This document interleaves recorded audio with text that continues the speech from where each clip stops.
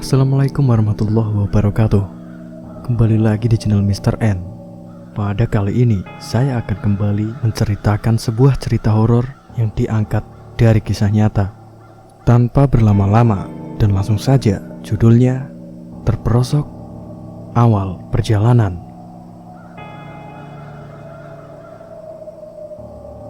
Waktu yang cocok untuk kita menikmati keindahan alam di atas gunung. Maka dari itu aku membuat agenda untuk mendaki ke Gunung Semeru bersama dua teman baikku yang juga mempunyai hobi yang sama dalam bidang pendakian. Denny dan Yudi. Mereka adalah temanku semenjak SMA yang meskipun kami beda sekolah, tapi kami tinggal satu kosan. Tapi kini kami tinggal berjauhan karena beda kota, tapi itu tidak membuat kami putus persaudaraan. Justru malah sebaliknya. Seringkali aku berkunjung ke rumah Yudi, yang orang tuanya juga sudah begitu akrab denganku, begitu juga dengan Dani. Tidak jarang juga mereka berdua yang berkunjung ke rumahku, dan kedatangan mereka juga selalu disapa hangat oleh orang tuaku. Bisa dibilang, kami ini adalah saudara, tapi beda orang tua. Sejak tahun 2009, kami bertiga sering menjajaki gunung-gunung yang ada di Pulau Jawa. Kalau sama-sama ada waktu luang, bukannya ada waktu luang sih, malahan kami selalu mencari waktu luang. Mungkin kami sudah melanggar salah satu pantangan dalam hal pendakian, yaitu jumlah ganjil. Tapi mitos itu tidak begitu kami hiraukan, karena bagi kami adalah niat dan tujuan. Dan syukurlah, selama kami bertiga menjajaki beberapa gunung, tidak pernah ada hal buruk yang menimpa kami. Ada sih, tapi tidak terlalu serius, dan itu masih bisa diselesaikan dengan mudah, tapi tidak dengan hal buruk yang menimpaku ketika mendaki ke Gunung Semeru waktu itu. Sebuah kejadian yang menurutku aneh, tapi itu terasa sangat nyata, di mana waktu itu tanpa sengaja aku hampir terperosok di jalur Blang 75. Sabtu 6 September 2014. Kami bersepakat untuk bertemu di sebuah kota tempat kami bertiga sekolah dulu, yaitu kota Jombang, Jawa Timur. Dan titik kumpulnya adalah di rumah Yudi. Bagi kami bertiga, rumah Yudi adalah base camp. Karena setiap kali kami akan pergi mendaki gunung, rumah Yudi lah yang selalu kami pilih sebagai titik kumpul. Selain tempatnya strategis, orang tua Yudi juga sudah menganggap kami seperti anak sendiri. Setelah berkumpul, kami langsung menaiki motor untuk berangkat ke Gunung Semeru dan tidak lupa bersalaman dengan orang tua Yudi untuk pamit dan meminta doa restunya.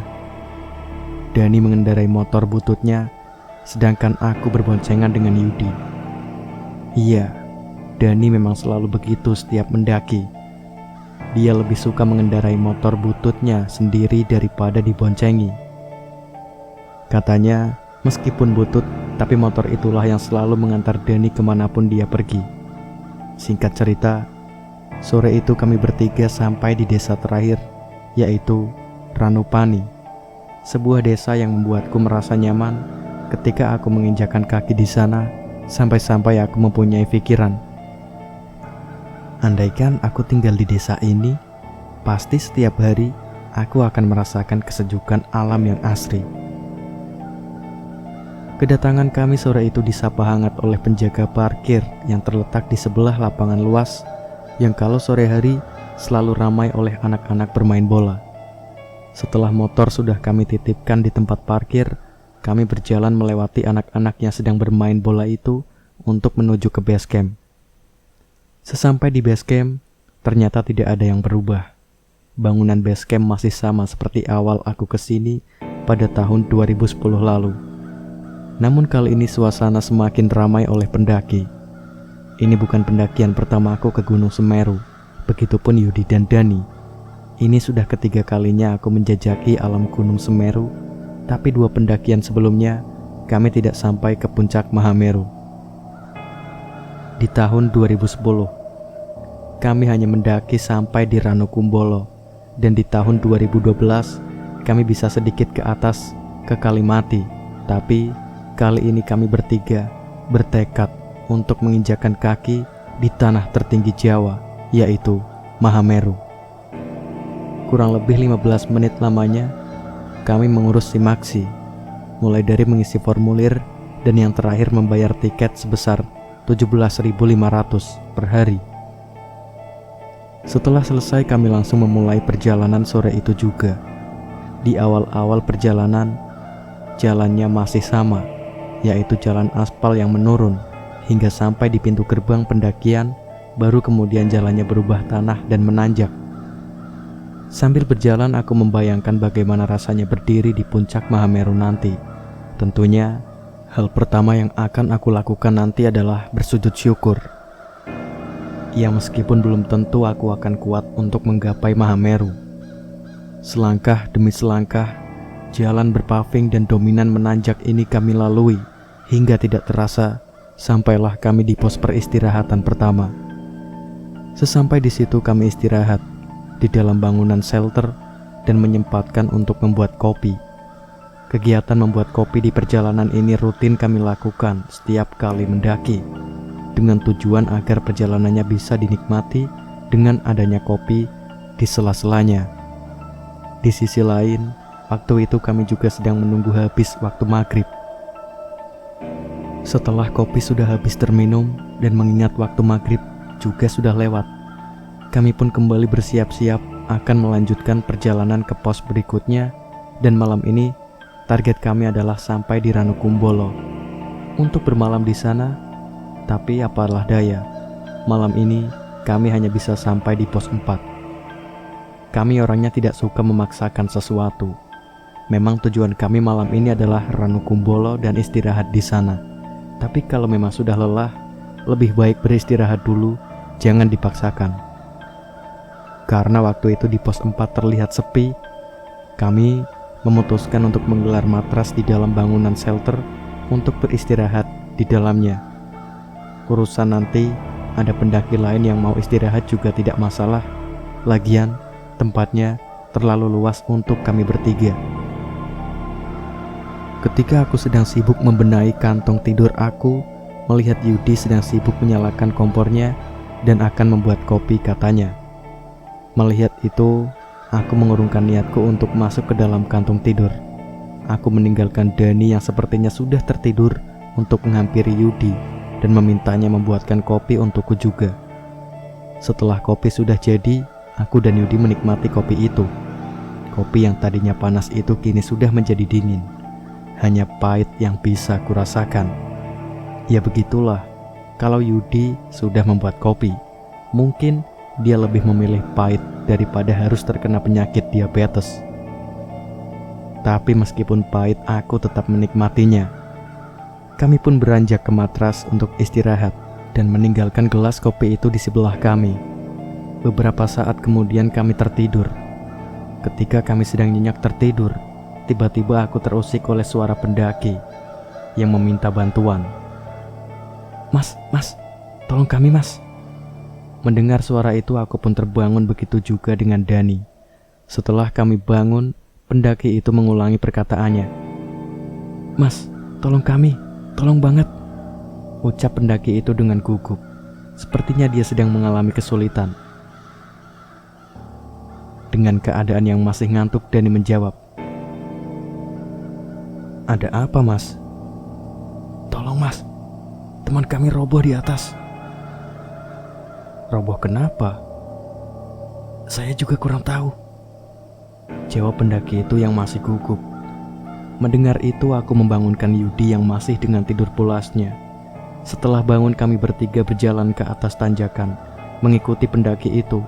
Sesampainya di tengah-tengah tanjakan, ternyata salah satu teman wanitanya sedang terlentang di tanah dan nafasnya terengah-engah. Kami pun segera memberi bantuan dan mengangkatnya kembali turun ke pos 4 dengan dibantu teman rombongan mereka. Sesampai kembali di pos 4, kami menidurkan wanita itu di atas matras tempat kami tidur. Kemudian gadis itu diobati teman lainnya. Mereka satu rombongan yang jumlahnya ada 6 orang, 2 wanita dan 4 laki-laki. Melihat keadaan wanita yang sakit itu, kami tidak bisa berbuat banyak karena kami tidak mempunyai pengalaman di bidang pengobatan. kasih nafas buatan aja. Ada yang bawa minyak angin gak? Kayaknya ini terkena angin duduk. Bukan, ini kayak hipotermia. Suara mereka terdengar saling bersautan, mencari tahu penyakit yang diderita wanita itu. Kami bertiga hanya duduk menahan dingin sambil menyaksikan mereka memberi pertolongan. Tidak lama kemudian pendaki yang tadi membangunkan kami mendatangi kami dan berucap, "Mas, terima kasih ya, udah dibantuin dan maaf tempat tidurnya kami pakai." Dani menjawab sekaligus bertanya, "Gak apa mas, santai aja. Emang temennya kenapa?" "Kurang tahu saya mas. Ada yang bilang terkena angin duduk, tapi kata temen ceweknya sebelumnya dia punya penyakit asma," jawab pendaki itu. Mendengar itu, aku tersentak. Karena setauku penyakit itu bisa mengakibatkan kematian.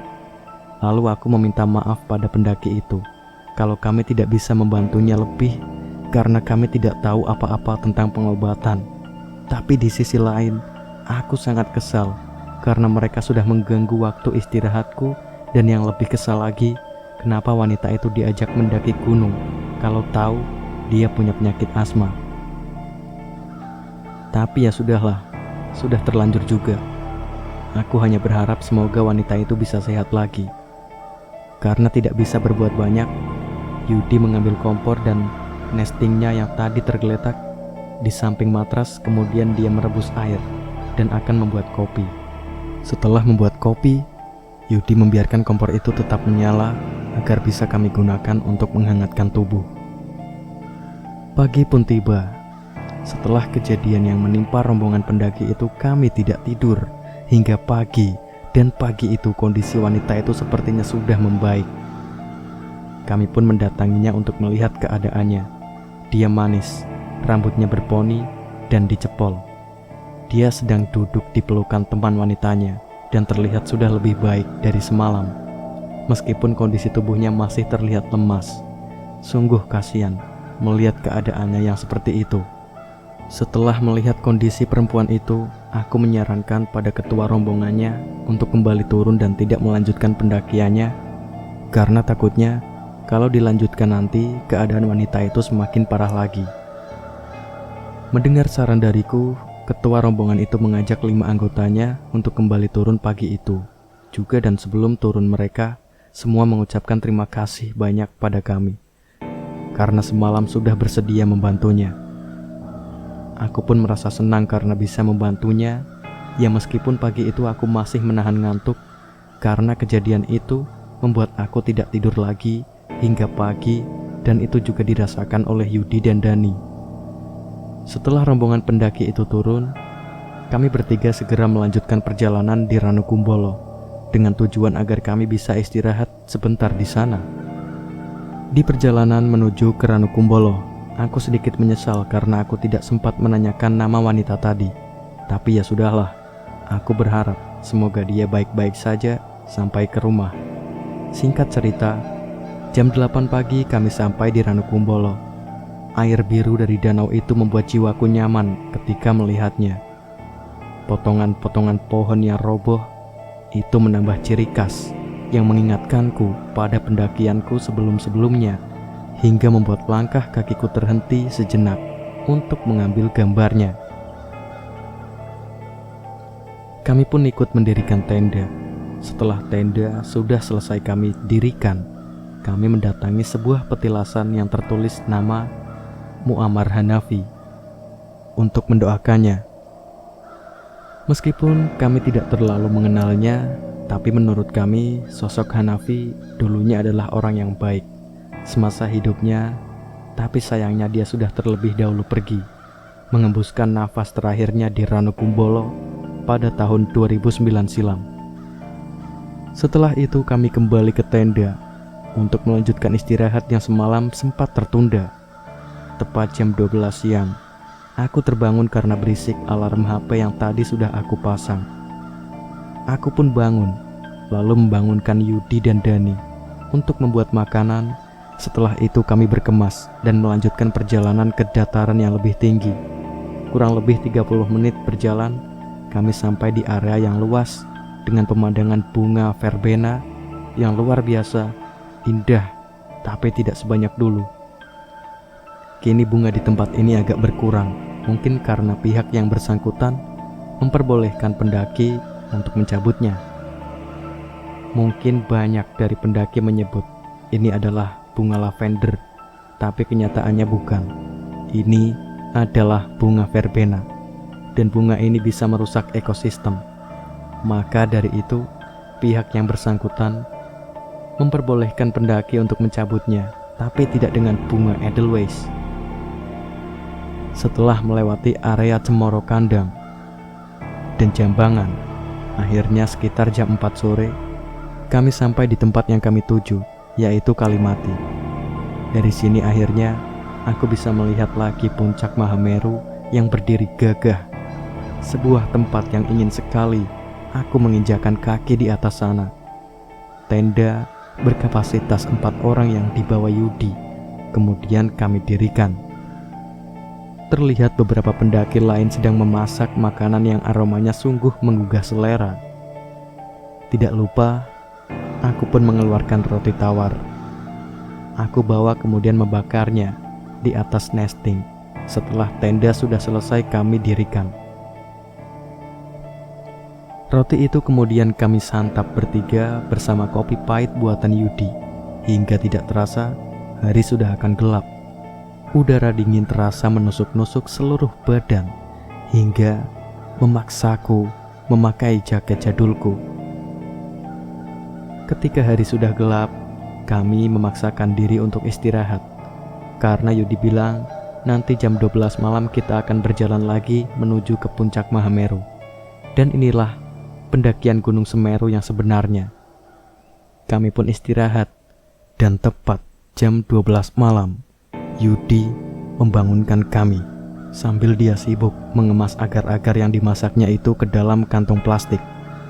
Yudi memang selalu begitu kalau akan summit. Dia selalu memasak agar-agar untuk bekal di perjalanan. Kami pun mempersiapkan perbekalan masing-masing untuk dibawa summit ke puncak. Pelindung kaki, sarung tangan, dan jaket tebal sudah menempel di tubuh kami masing-masing. Di luar terdengar beberapa pendaki lain sedang berisik. Mungkin mereka juga sedang mempersiapkan hal yang sama dengan kami. Setelah itu, aku memberanikan diri menahan hawa dingin untuk keluar tenda. Di luar, kami bertiga mengangkat kedua tangan kami setinggi dada untuk berdoa kepada Tuhan yang Maha Esa agar diberi kekuatan dan keselamatan selama perjalanan menuju ke Mahameru nanti. Setelah itu kami mengumpulkan masing-masing tangan kanan kami. Kemudian bareng-bareng melepaskannya disertai dengan teriakan, "Yo!" Setelah itu kami bertiga sama-sama menatap ke arah puncak Mahameru. Ini adalah perjalanan hidup dan mati. Karena semua resiko yang akan terjadi, pihak yang bersangkutan tidak akan bertanggung jawab setelah pendaki sudah berada di atas Kalimati. Pada kondisi suhu yang sangat dingin ini kami pelan-pelan berjalan, meninggalkan tenda, dan semakin lama langkah kaki kami menjadi sangat pelan karena kondisi trek yang berpasir dan berdebu. Di sebelah kanan dan kiri aku melihat banyak petilasan dari pendaki yang sudah terlebih dahulu pergi. Semoga mereka tenang di alam sana. Langkah yang pelan ini akhirnya membawa kami sampai area Cemoro Tunggal, di mana di situ hanya ada 2 pohon yang berdiri kokoh. Sampai di situ aku melihat raut wajah Dani, sepertinya sangat kelelahan, hingga akhirnya aku mengajaknya untuk beristirahat sejenak. Sambil istirahat, Yudi membuka kantung plastik yang berisi agar-agar itu untuk dimakan. Setelah makan beberapa potong, kami pun kembali melanjutkan perjalanan. Pemirsa budiman, cerita horor berjudul Terperosok bersambung di sini. Nantikan cerita selanjutnya yang hanya hadir di channel Mr. N. Wassalamualaikum warahmatullahi wabarakatuh.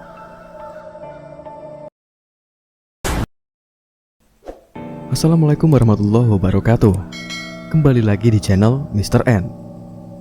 Untuk video kali ini, saya akan menyambung sebuah cerita horor yang sudah saya sampaikan sebelumnya. Bagi yang belum menonton, silahkan kunjungi channel halamannya. Tanpa banyak kata-kata dan langsung saja, terperosok bagian 4 sampai akhir. Stamina yang hampir habis. Awalnya jalan, kami saling berdekatan dengan posisi Yudi di depan disusul Dani, dan aku paling belakang. Di antara kami bertiga, jalankulah yang paling lambat karena waktu itu aku merasa sangat kelelahan hingga beberapa kali aku menghentikan langkahku dan beberapa kali juga Dani bilang padaku, "Ayo bro, jangan terlalu sering break, nanti malah semakin capek." Mungkin yang dikatakan Dani itu memang benar. Kalau keseringan berhenti malah semakin capek.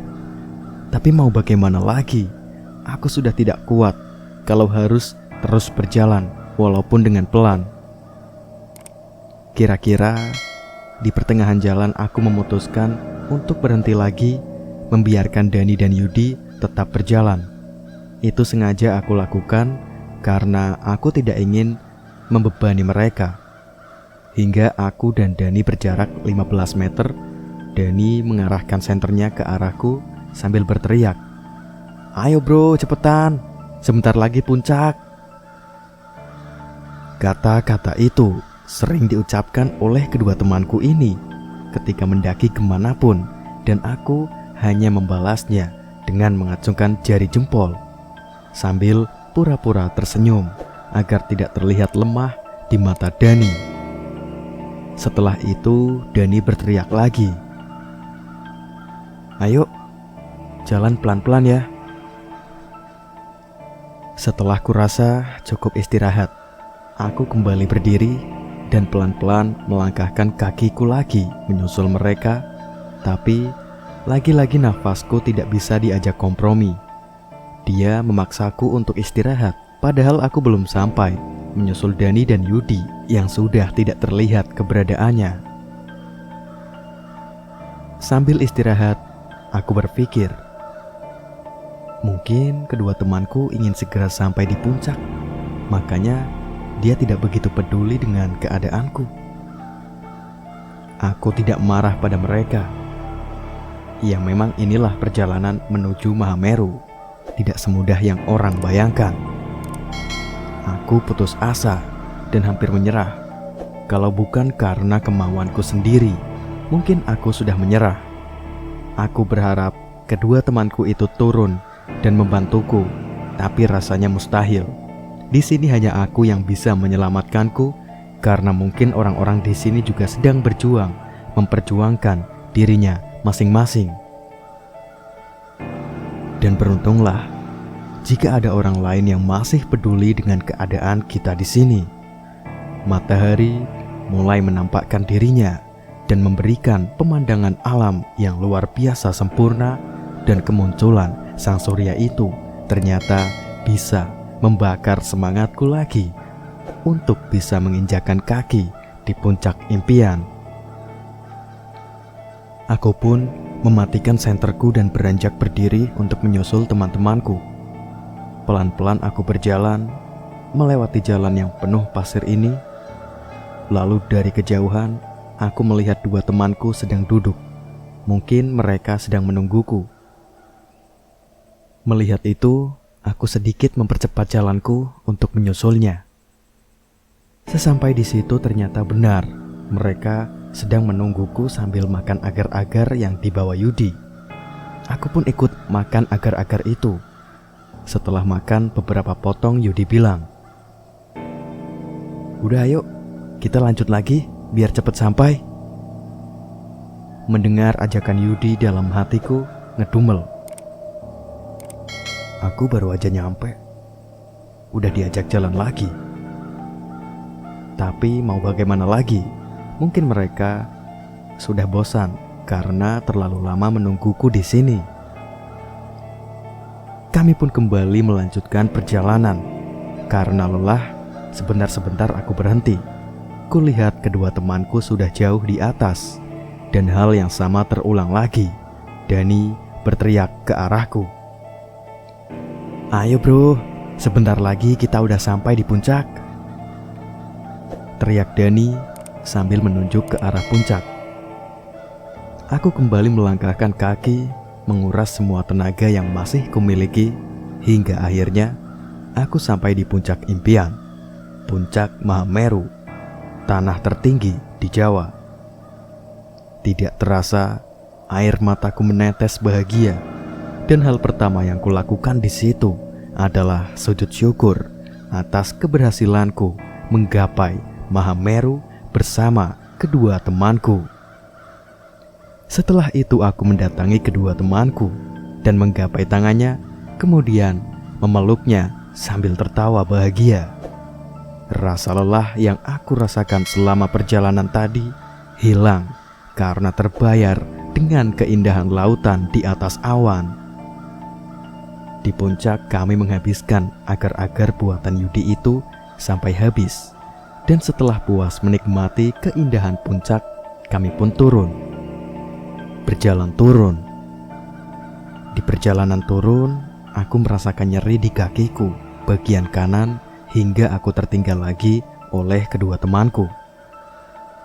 Sambil berjalan turun, aku menyeret kaki kananku ini karena nyeri yang kurasakan ini tidak mampu untuk mengangkatnya. Beberapa menit berjalan, terlihat kedua temanku sedang menungguku sambil berdokumentasi. Aku pun bilang tentang nyeri yang kurasakan ini pada kedua temanku, dan mereka bilang, "Gak apa-apa, kita jalannya pelan-pelan aja. Lagian, ini kan udah turun." Mendengar itu, aku sedikit lega. Ternyata di tempat seperti ini, mereka masih peduli dengan keadaanku. Kami pun kembali berjalan dengan posisi yang sama. Yudi paling depan dan aku paling belakang. Tapi perkataan mereka tadi itu hanya sebatas perkataan. Yudi berjalan menuruni gunung dengan cepat dan disusul Dani, sedangkan aku hanya bisa berjalan pelan sambil menahan rasa nyeri di kaki kananku.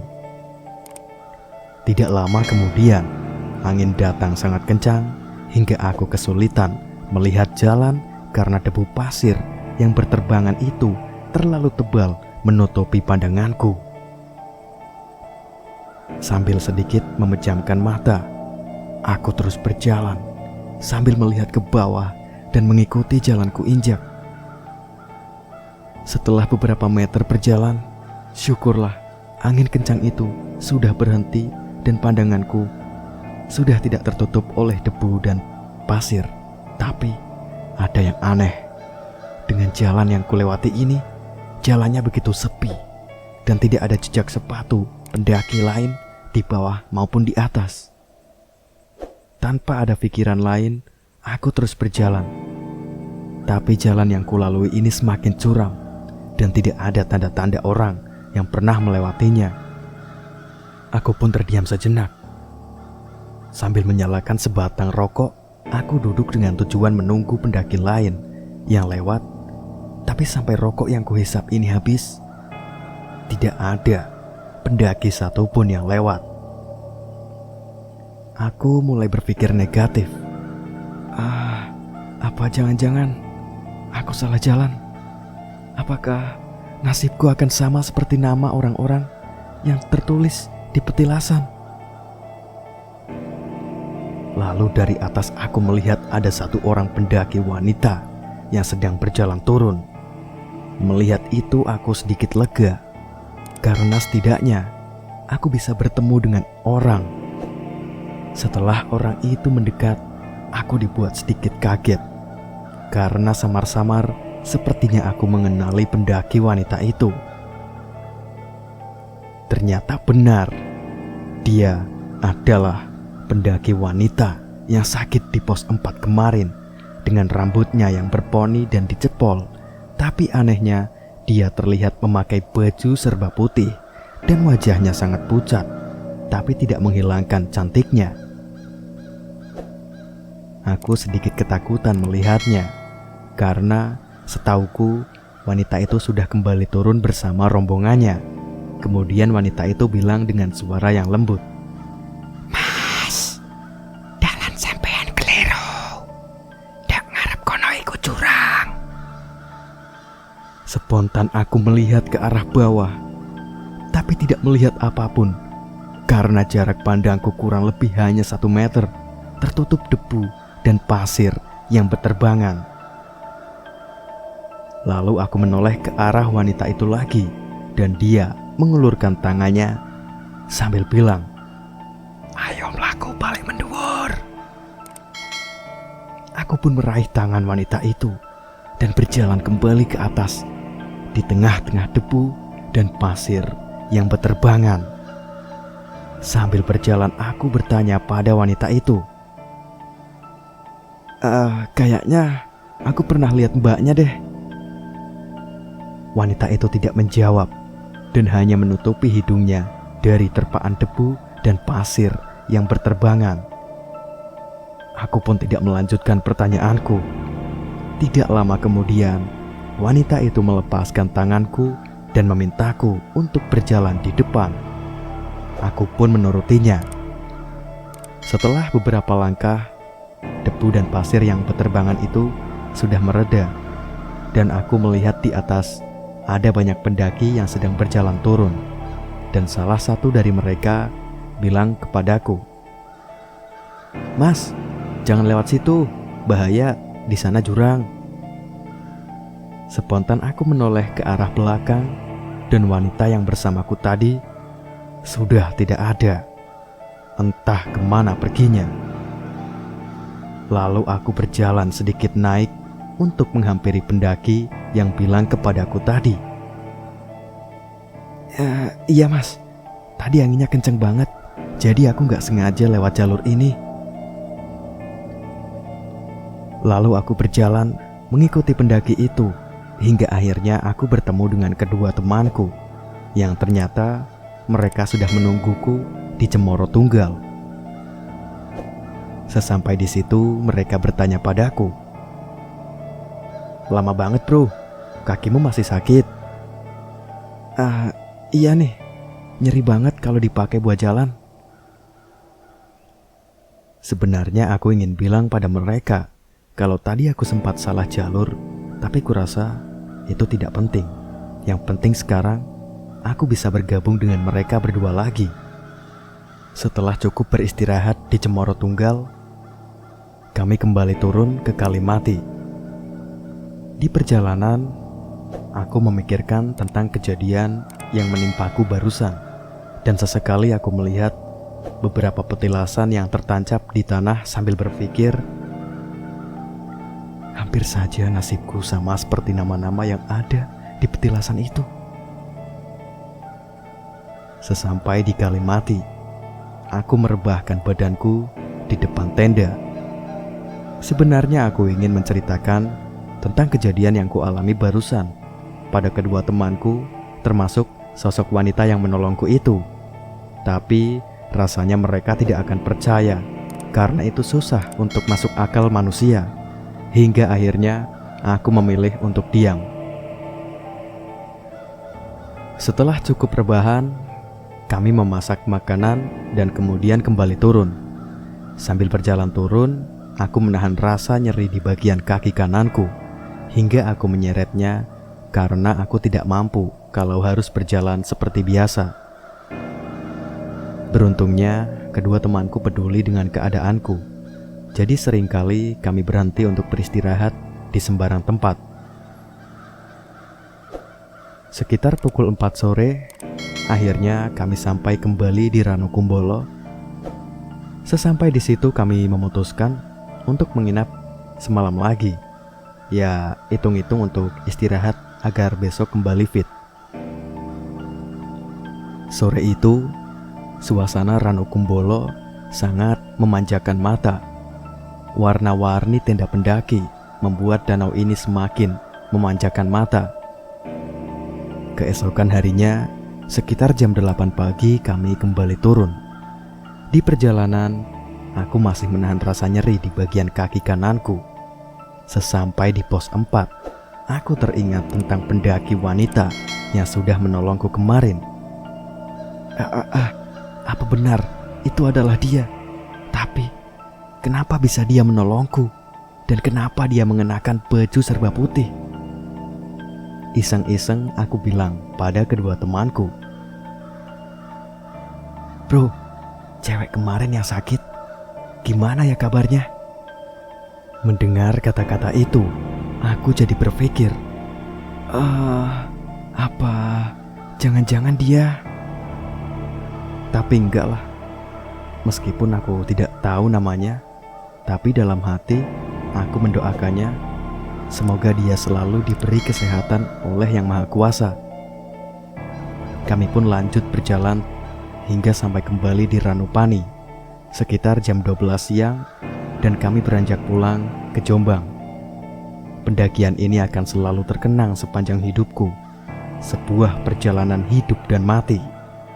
Mungkin sebagian orang akan mengira bahwa kedua temanku itu egois karena tidak memperdulikan keadaanku waktu itu.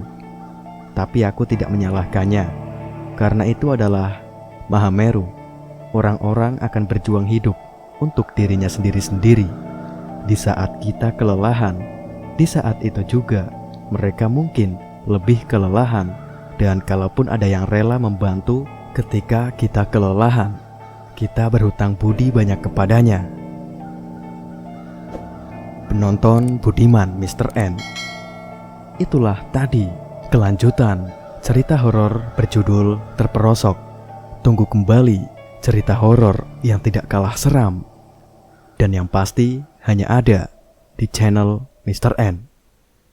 Wassalamualaikum warahmatullahi wabarakatuh.